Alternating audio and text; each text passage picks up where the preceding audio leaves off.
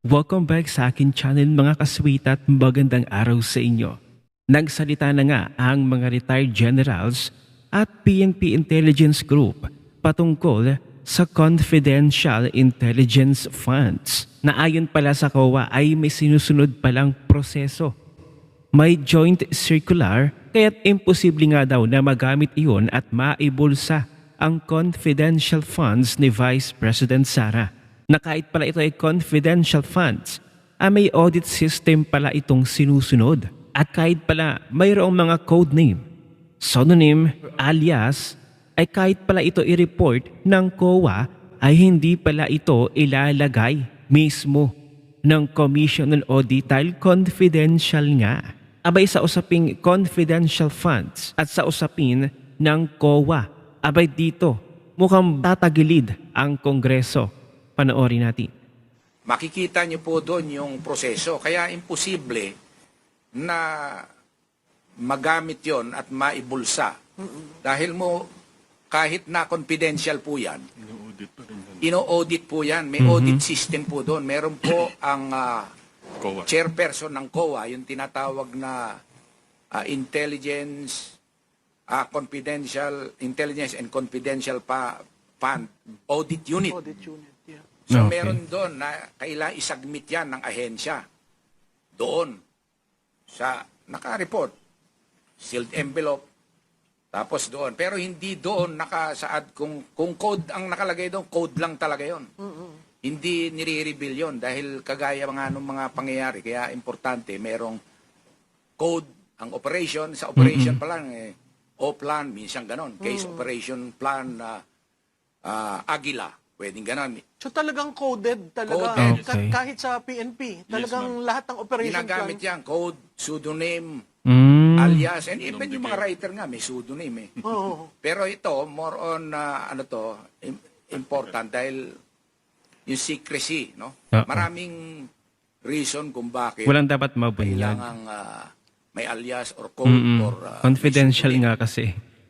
Kasi, una, for security reason, for safety.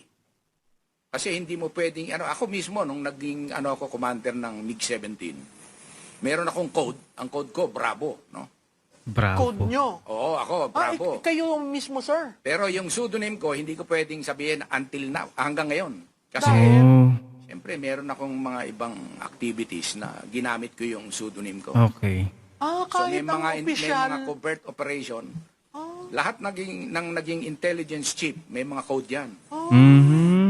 Mga may marinig kayo dyan na iba-ibang pangalan. Sultan, Jasper. Pero ang Isaro. nakakakilala lang, sir, yung mga katrabaho mo. Katrabaho. Oo. Hindi Okay. kahit na-report yan sa COA, hindi linalagay yun. Sino tong si... At hindi tinatanong ni Hindi COA na... tinatanong yun. Oo.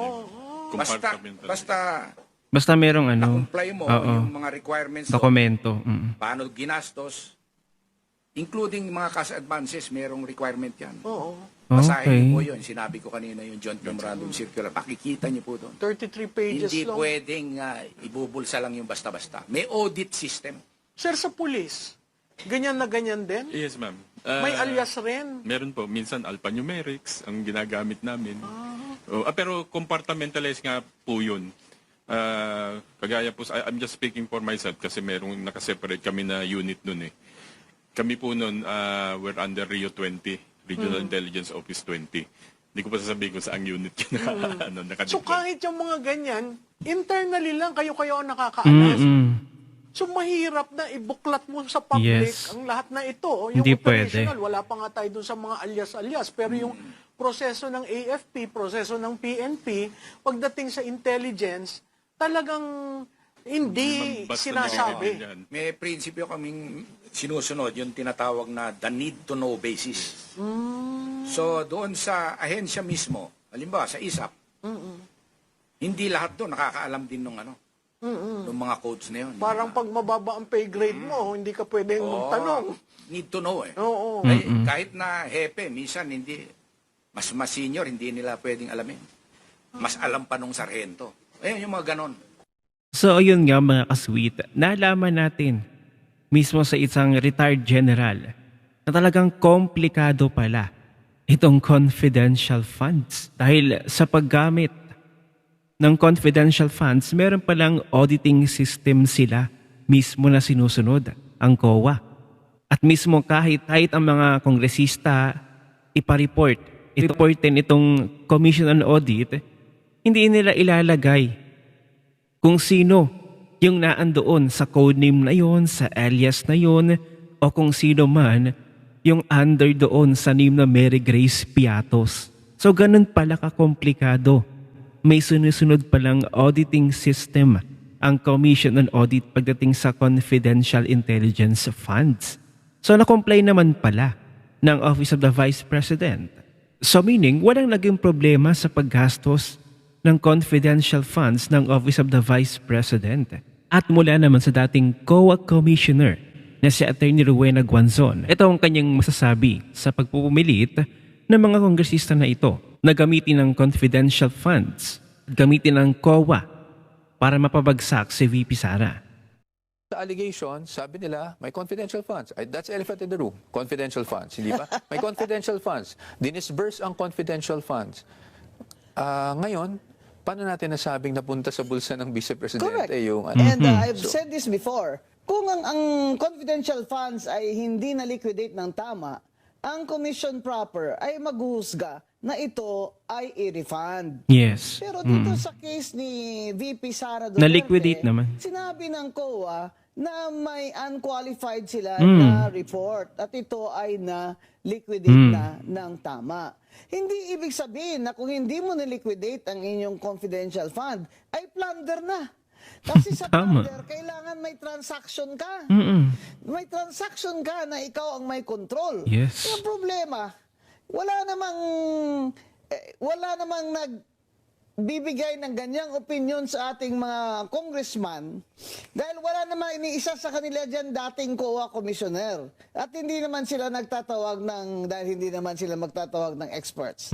So ngayon, ang tinasabi nila, sila na lang ang magsusuri. Kaya sinasabi ni Luistro na gagawa sila ng mini trial.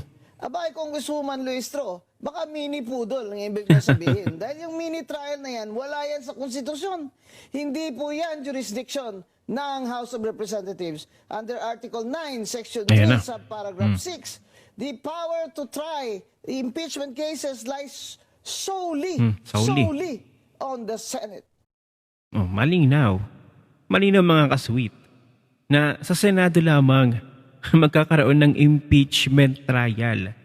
Sa Senado lamang ang Senate trial. Doon ang proper venue. Paulit-ulit na lamang nating pinapangaralan itong mga pink at loyalista na ayon nga sa ating Philippine Constitution. Dito pa lamang hindi na nila sinusunod ang proseso. Ang ating nasa konstitusyon, parang ang gusto lamang nila ay masunod sila. Magsagawa sila ng kanilang mini trial. Kasi yun na lamang yung tangi ninyong paraan. Wala na kayong maibato kay VP Sara. Aasa kayo na sa inyong pa-mini trial, magbabago ang tingin ng taong bayan kay VP Sara.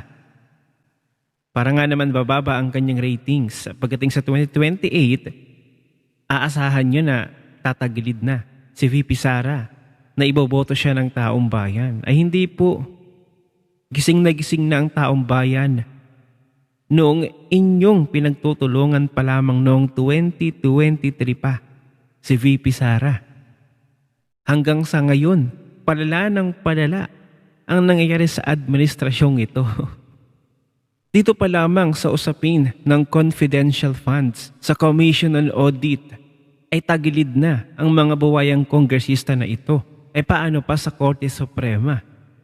Ay sigurado ang taong bayan umaasa na mapatigil na ang mini trial impeachment ng Kongreso na ito. Nang wakasan na ang impeachment na ito at pumunta na tayo doon sa tunay na problema ng bansa, ang kahirapan ng krisis. Yan ang dapat unahin. Kayo ba mga kasweet, naniniwala ba kayo na maipapahinto ng Korte Suprema ang impeachment laban kay VP Sara sa Kongreso? Aba, i-comment mo na yan sa comment section at magkita-kita ulit tayo.